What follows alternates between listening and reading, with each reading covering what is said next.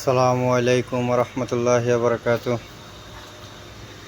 আজকে বোর্ড টারতিব করতেছিলাম,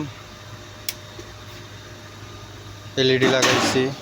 এখন এটি আবার এটার ভিতরে ফিটিং হবে। আজকে ওভার টাইম করতেছি।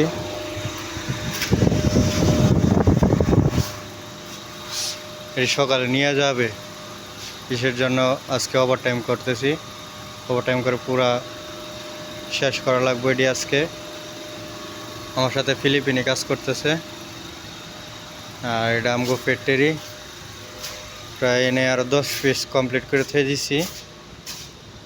প্রায় 10 পিস কমপ্লিট হয়ে গেছে, প্রায় আর 5 পিস বাকি আছে। এটা হয়ে যাব, আর প্রায় আর আধা ঘন্টা 1 ঘন্টা করলে হয়ে যাব।